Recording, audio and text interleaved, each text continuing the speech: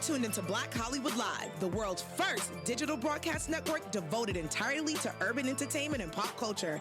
Tune in right now. What's up, world? I'm your host, Neema Skye. Welcome to another edition of Gone Viral, where we interview the world's hottest entertainers and influencers, and we capture their moments of viral fame. We have our special guest in the building, but before we get to him, we do have our special segment, which is Viral Vice, and he's going to give us his 3 top gems of going viral and so much more. But let's introduce him. He was an all-star performer on Nick Cannon's Wilin Out. He was a winner and alumni of the Bay Area Black Comedy Competition. He is a comedy veteran. Of course, he's executive producer of so much content, multi-viral content creator, and the owner and creator of the Tacoma, Washington biggest comedy club. Give it up, guys, for Mr. Nate Jackson. What up? What's up, man? How you doing? I'm doing fantastic. And yourself? I'm good. First of all, before I say anything, I want to say congratulations because you have accomplished so much. And of course, you have a grand opening, which we're going to get to that later. But I want to go straight into it. So back in 2016 of October, you did a sketch comedy, which was the perfect gift for ending an argument. And that grossed 600,000 views. Tell me a little bit about the concept behind this one. Which video was that? So it was the one that you did. It was the perfect gift for ending an argument. So it was you and another young lady. You guys were getting into an argument. Was it a white woman with red hair? Yes, it was. Okay, I remember that. Okay, so you want to know what now? So tell me the whole concept behind that. Okay, so at that time, Samsung phones were blowing up. Not like in popularity. I mean, like they were overheating and exploding. Uh-oh. To where now you can't bring them on planes. And so I thought, if you're in a breakup, why not give your girl an exploding gift? So I gave her a cell phone and then ran. And the house blew up. That's the gift. So you got 600,000 views on this particular one. Were you? Did I? You did. That's you crazy. did. So did you? Of course, like I'm pretty sure you were just trying to create content. But in that moment, if you can go back to 2016 when you actually did this, do you remember like how it was when you posted and you saw those views? What was your moments of thinking like, wait a minute, like, were you just thinking to post it and go viral, or were you just doing it because you were just creating content? Okay, so I was going viral like every other day in 2016, 2017, 2018. So I don't know. I don't know if it's taking it for granted or what, but it was just like, all right, I know this is heat. I'm gonna post this, and then I'm gonna go work out. Like, that's kind of what I was. I was like, I wasn't like watching the numbers and refreshing. Right. Like, I didn't even know where the views were at. I knew it was heat. I knew it was topical. Cell phones exploding was like trending or something at the time. It was like number 1 or number 2 on Twitter for a couple of weeks at the time. Yeah, so I mean, you get excited. In general, back then I would post the video and then I might sit with it for the first 10 minutes and reply back to everybody who says something in the first 10 minutes and then like maybe refresh it just a couple of times and see in the first 10 minutes what the views were doing, and then I'll just leave it alone. Because back then the algorithm was different. It could really gain, if you could tell in the first 10 minutes if something was going to go crazy. You could tell. And now you can't tell anymore. So what's the difference between the algorithms of like being able to tell in the first 10 minutes now and then today the algorithms that we actually have on Instagram? Well, I don't know. And that's what they are proud of. They're proud that there's no specific person who knows the algorithm, because knowing the algorithm is worth a whole lot of money. Right. Everybody and every brand and every company and every business wants to know how to harness the algorithm so that they can maximize attention on their brand. But without having, and it changed. It changed and it changes. And then now it's, I believe it shows people who follow you, it shows them based on what they're looking at or how frequent they come to your page. You'll come up. But back then, it was chronological. So had you posted and had some traction, they would just show it to all of everyone as soon as they got on. Wow. And you could get on the Explore page, right? Based on how fast that took off, and then it would go. Now it's kind of all over the place. I think what they've done is shifted to where they're like, okay, we don't want it to just be a platform where specific creators are always relevant. Yeah, they want to be able to give a shift them... and rotate. Right, That way it feels like almost like seasons on Instagram. You know what I mean? Mm-hmm. So But at the same time, there's ways to get back in the groove. You know what I mean? Because the algorithm does work in cycles. It's like, I want to say 20 or 30-day cycles. Interesting. Mm-hmm. So when you say it works in 20 to 30-day cycles, meaning like how does it take a consensus of how many videos so like, let's say if you posted 3 videos versus 1 video per week, does it control like how many likes or how many actual viewers that you get from those things? Well, which platform specifically? Instagram specifically, because that's where you went viral back in 2016 on the first one. I haven't even got to the second one because you actually hit 1 million. But the site, it doesn't necessarily matter how many videos you post a week. It matters your interactions and how many people are actually watching the video at length. Because what Instagram wants is for people to get on their platform and stay on it and to just be sunk in their phones and just watching video after video after video. But back in 2016, I think 15 seconds was the longest a video could be. Right. So it's like you had like 2 seconds to really capture your audience, which I think back then it probably made it a little bit, I would say, easier and also not as hard. Well, maybe hard because it's like you got to figure out, like, of course you're a comedian, so you know how to do that timing, but you got to figure out how can you capture your guests in like 15 seconds without them being like, all right, I want to see the next thing. But now you actually have a minute. So do you feel like maybe that's kind of made the algorithms a little different? Or do you feel like now that people have more time to watch the videos, do you think that maybe probably pulls them away to watch other videos? No, what I think happened was by Instagram going from 15 seconds to a minute, it changed the attention span of the overall audience and people in general. Because I remember a year or so into the really popular time of Vine, and you couldn't even talk to a person. Like everybody only had 7 seconds of attention because they were doing that on their phone. Right. And you could tell from your friends who watch a Snap a lot, they're just flipping, like they do that to your conversation. Yeah. You're like, calm down, pay attention. Here's the full story. Right. Not gonna be any cliff notes. So I use IGTV a lot now. Like I'm well over the minute. You can put up to 10 minutes, 15 minutes. If you want on a computer, you can put, I think, a half hour on there. Yeah. And I think now they're probably doing it because now we're in the groove of where you can be able to actually monetize your content. So you can be able to put it on multiple platforms. Is Instagram paying people now? Well, I know that they have a way that you can be able to put it onto Facebook. And I know with Facebook, you're able to monetize your content. Now, going back to another viral moment that you had, and you may not remember, but I'm here to help you. Okay. So back in October, which was actually funny, it was actually a couple of weeks after, you did a series called What Men Really Want When They're Being Nice to You. Yeah. So, of course, I feel like relationships is something that's so easy, and women always want to know, okay, well, how can I get a man's attention? How did you play on this whole concept?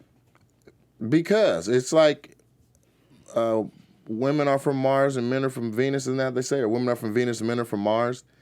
And I just wanted to illustrate that. I wanted to translate the interactions between people and break it down to really what it was. You know what I'm saying? Is this a clean show?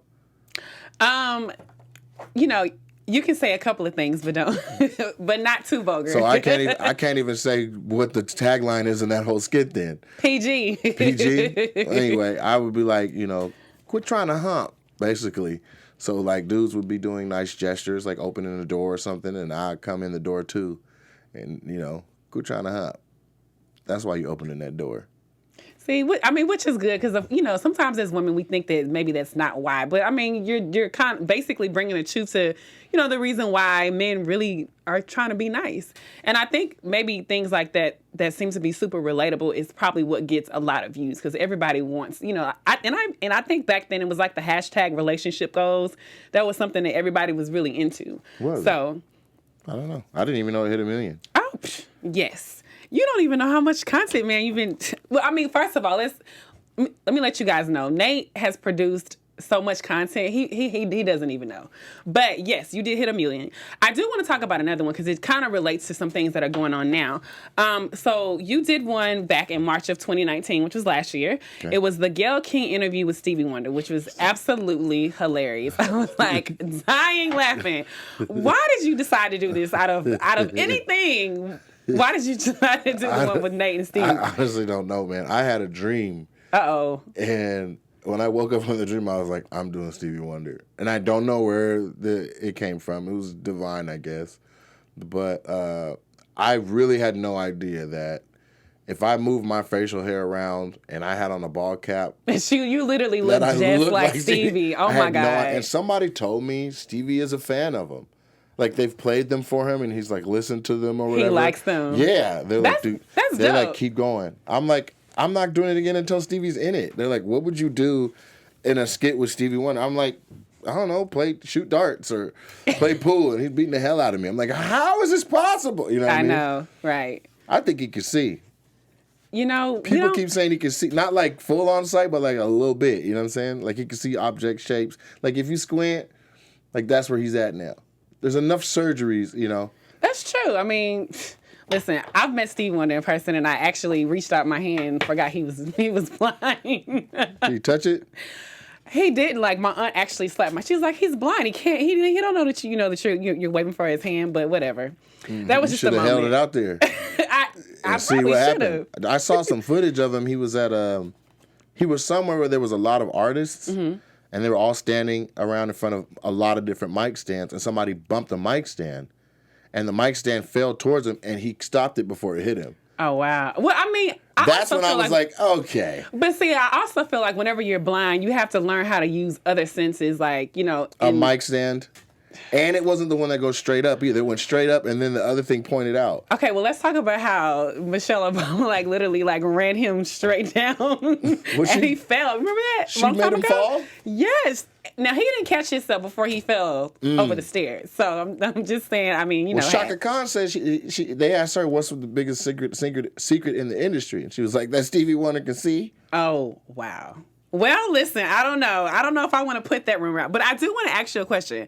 Because we were talking about Gayle King, and I know recently Gayle has been getting a lot of death threats for the statement that she made about Kobe Bryant. Mm-hmm. I just want to know, how do you feel about that? Like, do you feel that she was wrong about bringing up Kobe's allegations, and do you think that she maybe could have handled it differently? Yeah, she's wrong. I think that's a no-brainer. Like, when a person passes, you don't bring up the darker parts of their legacy. Absolutely. That's one. Two, Kobe won the court case. Like, you gonna make him guilty after the fact? Like, there's been years since then. He changed his number. Everything changed. And so we all watched Kobe as number 24. There's a lot of people, that's the only interaction they had with Kobe. So how do you, I don't understand what she's going at Lisa Leslie trying to get her to persecute number 24 over something that number 8 was already proven innocent about.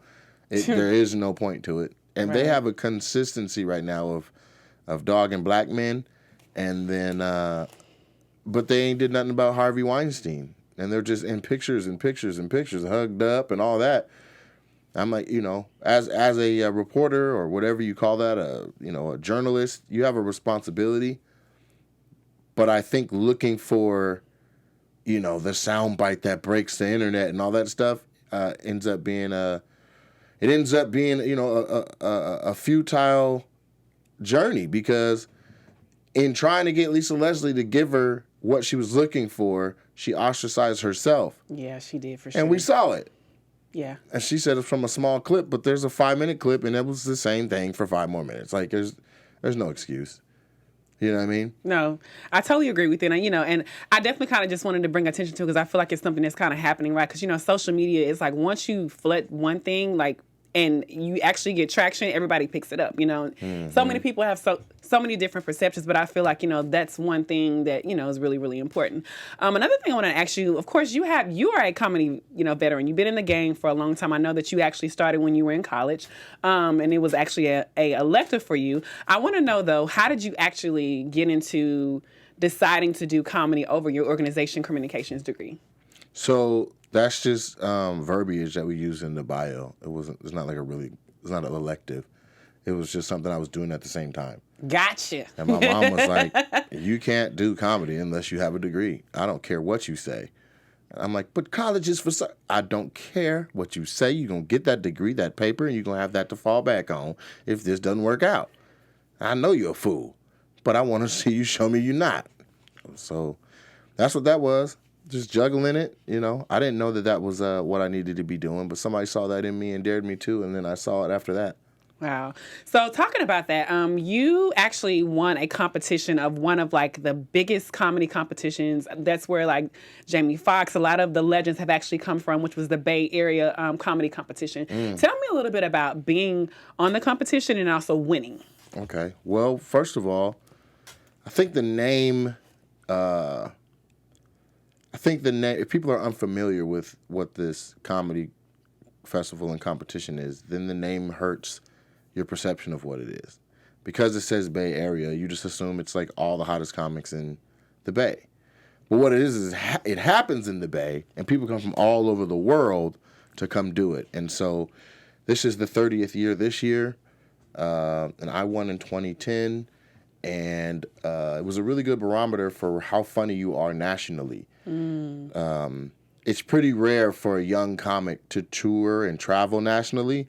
It's more often than not that there's a young comic in a city that the whole city's buzzing about, that everyone knows, like, oh man, when it comes to Houston, man, you got to check out such and such. You know what I'm saying? Exactly. Well, such and such can go to the Bay and find out if he's actually as funny or where he's at against Detroit, Miami, Seattle, LA. Like, come see, because the best of the best are going to be at the best of the best for basically that class of comics, for that group, that age group, are all going to be there, and that's when you find out. And so the first year I did it, coming out of Seattle, I was the only person from Seattle doing it. Wow. And I was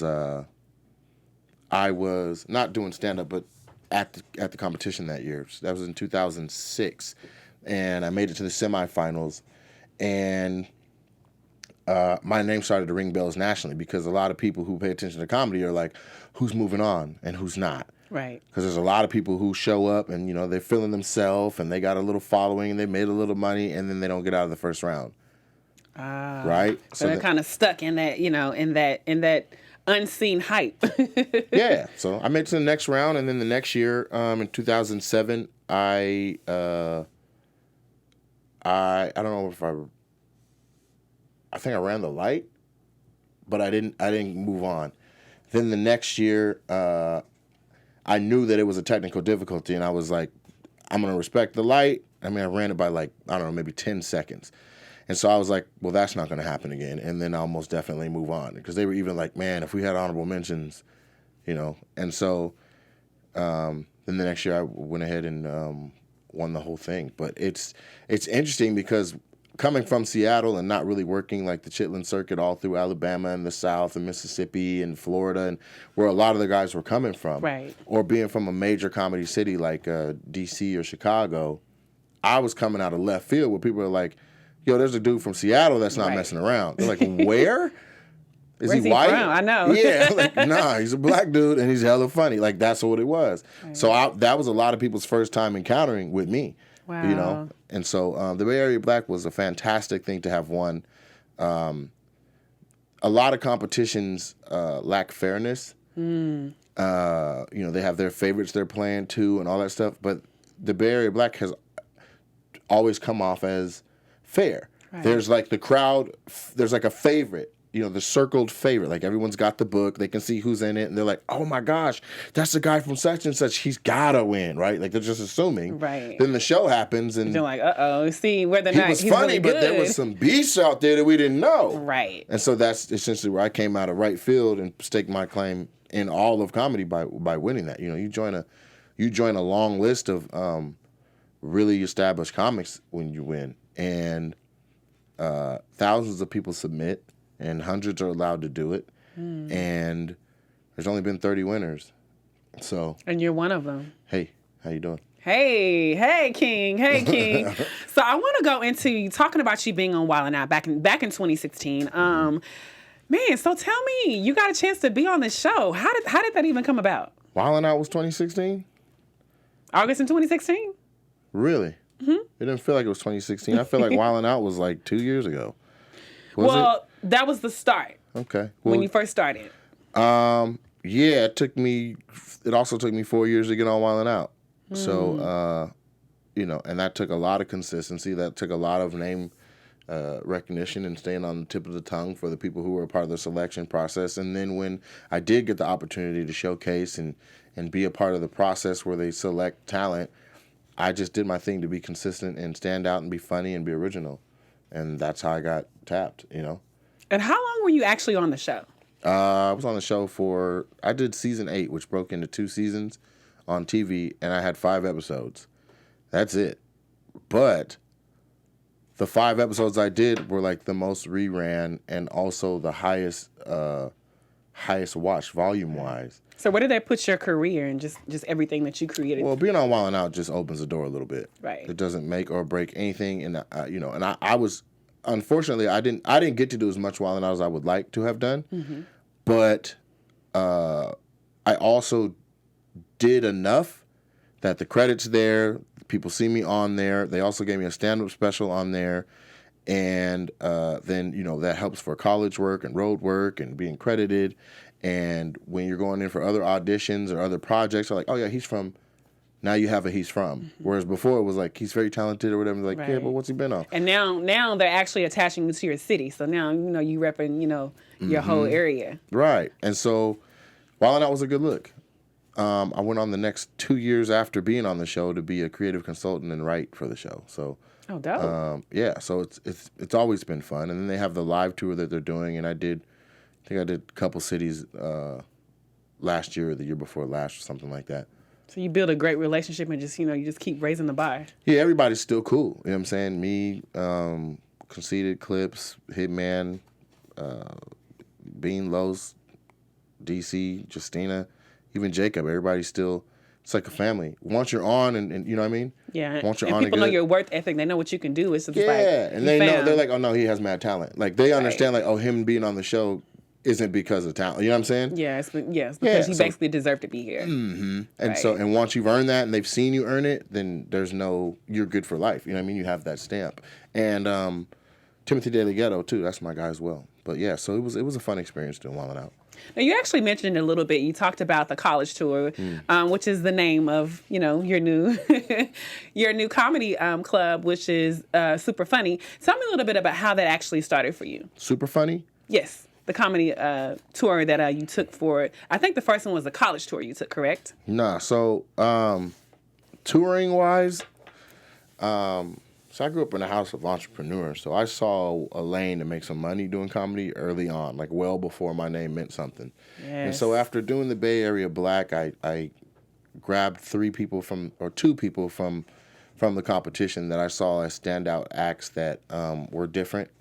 And we put together a tour, and that was myself, B.T. Kingsley from Sacramento at the time, and Keisha Hunt from Houston.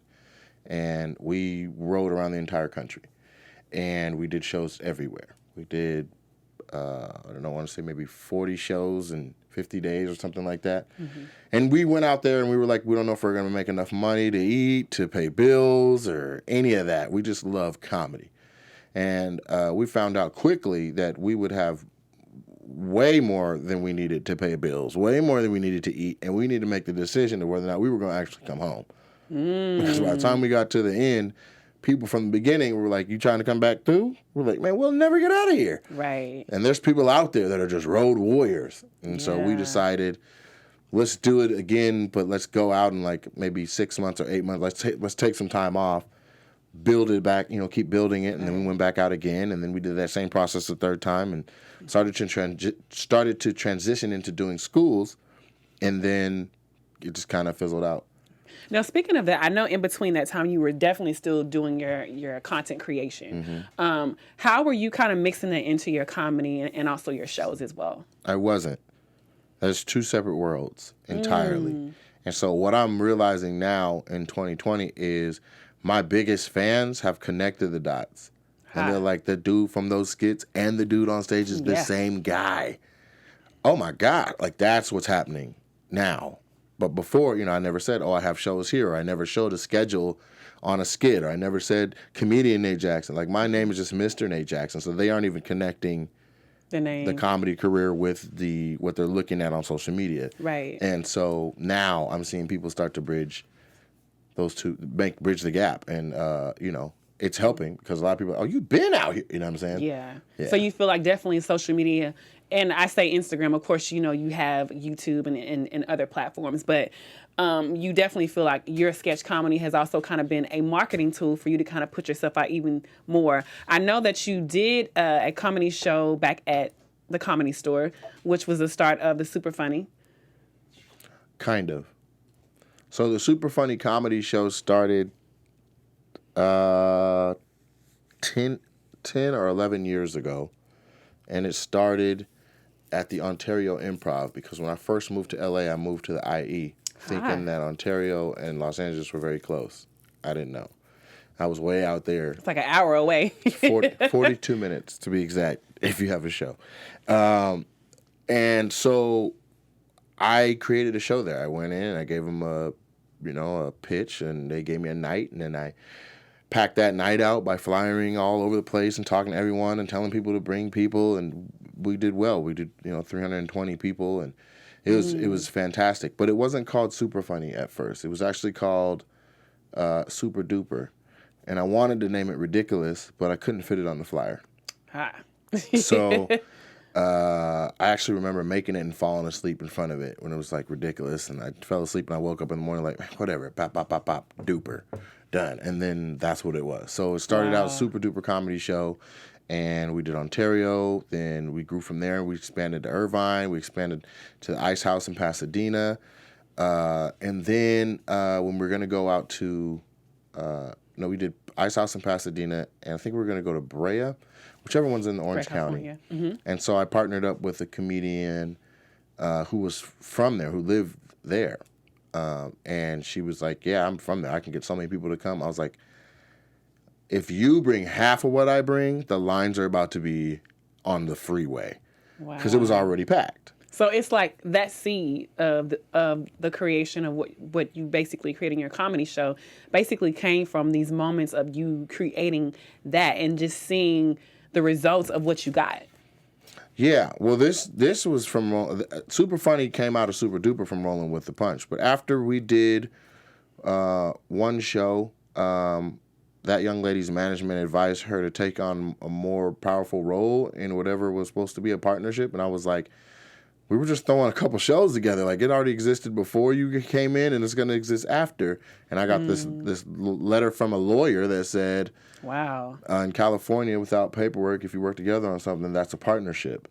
So then I spoke to a lawyer, and he was like, how attached are you to that name? Because that's a thing. And I was like, from doing one show, the thing I've been doing for 2 years is now 50-50 with someone?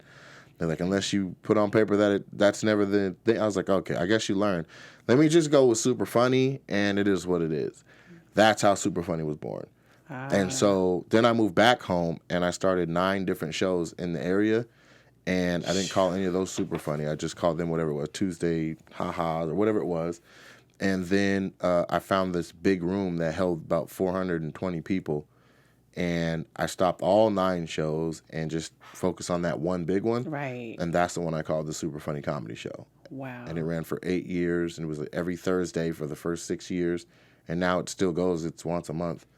And the only reason I've slowed down from doing it now is because we're opening the Super Funny Comedy Club. Right. I mean, it just makes sense at this point because you definitely know how to manipulate numbers. Like there's a gift there that you definitely know how to bring people in.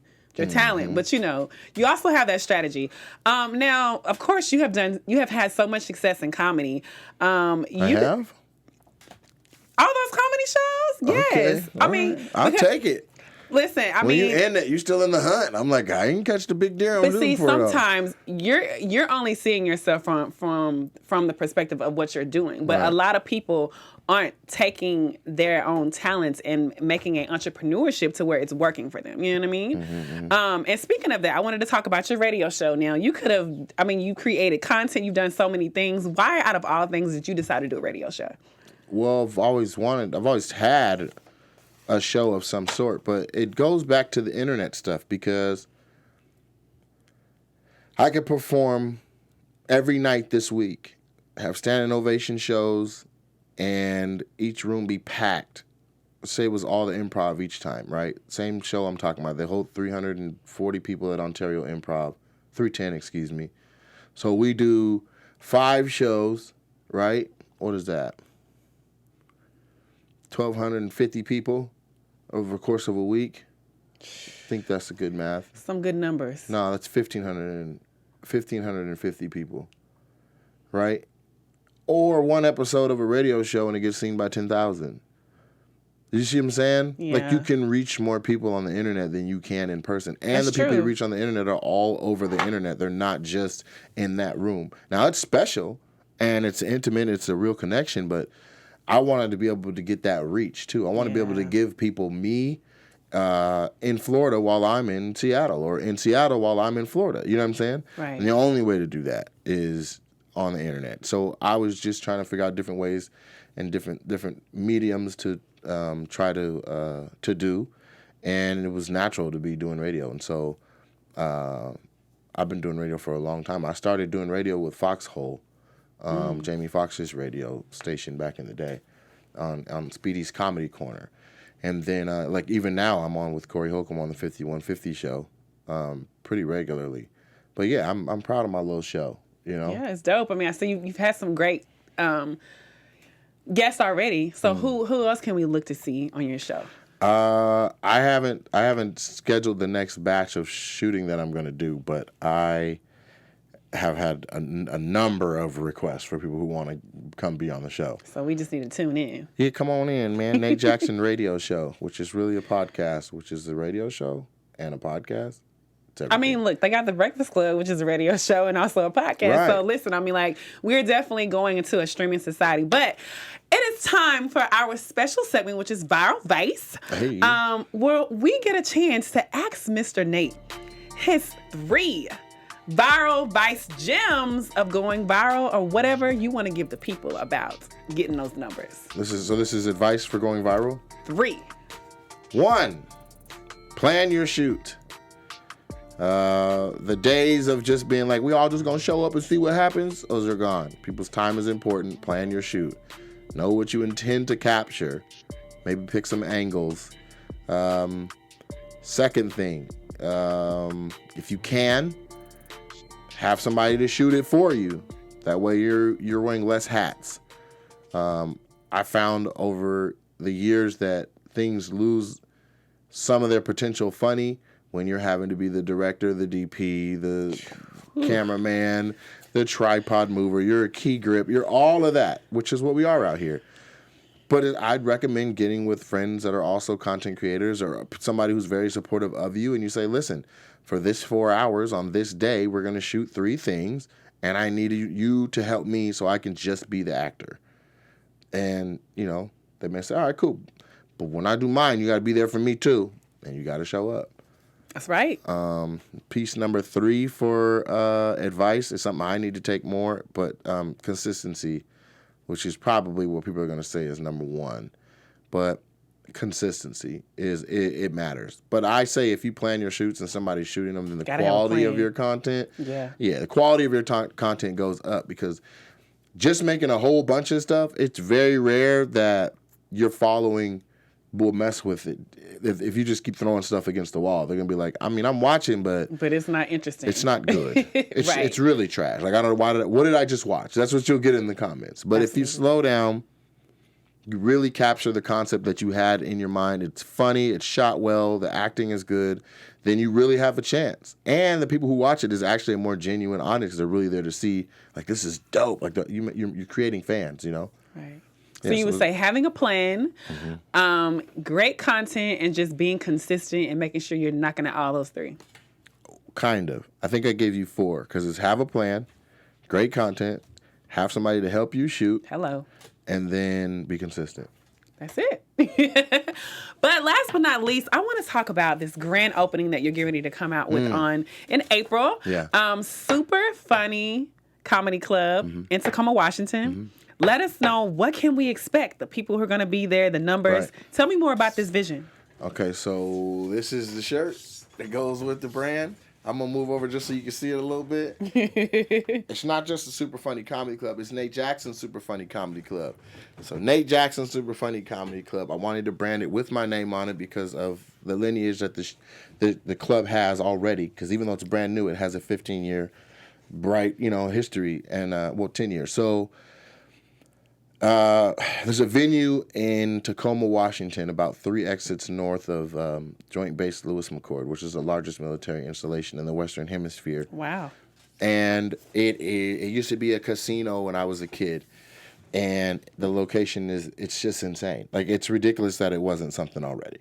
Okay? It's a hotel, and it was a hotel and casino. Well, the hotel owners that moved in deemed that part of it, they're like, it's not worth us to do. So we'll just run a full hotel, and that space will just be storage. New owners come in, and they're like, I mean, we could do it like that, or we could put something in there. Right. So they were kind of open to suggestion. We had settled on a place across the overpass on the other side of the highway next to the movie theater that was a little smaller. We went to the hotel to talk to them about where we can house our headliners. And the hotel owner pivoted and was like, can I show you a space? Uh-oh. And I was like, you don't have to show me. If it's that over there, then we want it. Yeah. Like, let's start talking about like us being in that spot. And are you open to that? And he was like, I honestly am. And from then on, we stopped from the other place and we focused all of our attention on this place. Got it, locked it in, keys, lease signed. We've put probably $480,000 into it already. And there's, we open in April. The website goes live and the tickets go on sale on February 14th. Which is Fridays, ladies and gentlemen. Friday. 4 days. Yes. And it's exciting, and we aren't ready for the launch yet. We're close, though. We're working with AXS or Axis Tickets. They do. You familiar with them? Yeah, they do really, because I know they do Amanda's show. Yeah, they do Staples Center. Mm-hmm. They do the Tacoma Dome in Washington. They do the Showbox. So they're a known and respected ticketing company. They're downtown in a massive building, in the same building as some other really notable companies. So I went down there, and their people are really nice, and they have a very high rapport in there. So I was like, I'm excited to work with you guys. But integrating them into the website, like behind-the-scenes coding and stuff, has proven to be a little bit of a challenge. Yeah. And so even though we launched Friday or whatever, the whole website is essentially built, and it's just about connecting it to them so that when you come and you experience the website and you see who's booked and you pick the person you want to see and you pick the show you want to watch, when it goes over to their site, and it still looks the same, it still feels like our site, but now you're purchasing tickets and the checkout process. So you're merging it so it looks like just one thing. Yes, and it's just called like a full seamless integration. So they have all of our artwork, they have background images that mimic our website, they have specific hex colors, so all the colors, not we're blue and they're red, it's the exact same aqua. Wow. See, I've said too much. No, listen. I just said my colors. You are allowing us to know what we can anticipate. You can anticipate the largest comedy venue in the Northwest and one of 5 or maybe 7 Black-owned clubs in the entire country. Not just the ownership, the investors, and everybody. So it's going to be fantastic. There's no club ever have happened in the Pacific Northwest that was bigger than this. At 326 seats, this is it. So we'll do 1,630 seats per weekend. That's if everything is sold out. We don't even have to be profitable, but that will be dope. Right. We'll have some of the biggest acts in comedy. We already have had some of the biggest acts in comedy. Even just as a show, not a club, but as a show, we had Tiffany Haddish, we had Little Rail, we had Leslie Jones, and they've all gone on to, Girls Trip, Get Out, and their own TV shows, being Ghostbusters, respectively. Yeah. So we've had the biggest names in comedy, and we'll continue to. We had Dion Cole, and we'll continue to do so. And so the people already know. And the people who are already close to the brand, like the 25,000 people I have on email lists and stuff, they already know what's up. They know the show is good enough. It always has been good enough that without knowing the talent at all, pull up and it's gonna be dope. You know what I mean? Right. Because they saw Tiffany Haddish before they knew who she really was. She blew up 2 months later. Wow. You know what I mean? And so I knew her as somebody who had been grinding in comedy and was very funny and was sufficient on stage and a strong independent personality. And I was like, I want to book you. And so we worked it out. She came through, and 2 months later she blows up and everybody's like, oh my God. You know what I mean? And now they're like, man, back in the day, I remember I saw like that. And so that's what we're doing. The environment was was electric as a show. We had 8 different wedding proposals. Wow. Over the course of the years, we had 8 different wedding proposals. Like, get the girl on stage so she won the raffle, and while she's having to dance or mimic some song or something, the husband sets up behind her and takes a knee, and then it's like, turn around and look, and then boom. We had 8 yeses. Wow. One that was so long we thought it was going to be a no. That's funny. Yeah, we've had NFL players there. We've had Seahawks. We've had NBA current players. We've had former NBA stars. We've had singers. We've had Nick Cannon's mom. We've had it all. And so now with it being a club. With the venue, yeah. Now it's When really you going have to a get venue, that it's number. a whole nother ballpark. Yeah. And then this is right on I-5. Like 275,000 people pass it daily. It's going to be a landmark, sir. Yeah, I think so too. Congratulations to Thank you. you. I want everybody to know, where can they find you? Where can they find your comedy club? Let us know. Well, let's just go with Instagram. Okay. So you can find me at Mr. Nate Jackson. And that's at MRNATE Jackson, Mr. Nate Jackson. And the comedy clubs, which is active, is at Super Funny Comedy Club. At Super Funny Comedy Club. And that would also be the URL. Either one of those with a .com on them will actually go to either myself or the comedy club, respectively. Well, guys, he's told us where you can find him. He didn't talk about his radio show. Where can we find your radio show? That's just on Instagram. See, Instagram. Well, guys, of course, you can find me, Miss Neema Skye, on all social media platforms. I want to thank you guys so much for coming back again to another Gone Viral edition. We will see you next week. On behalf of our BHL staff, we would like to thank you for tuning in to Black Hollywood Live, the world's first digital broadcast network devoted entirely to urban entertainment and pop culture. Check out our Black Hollywood Live YouTube page for even more great programming and amazing content. And be sure to subscribe and like our channel when you do. I'm your BHL host, Nakia Monet, and you can find me on all social media at Kiki Boom Boom or at Black Hollywood Live. Black Hollywood Live. Hollywood redefined.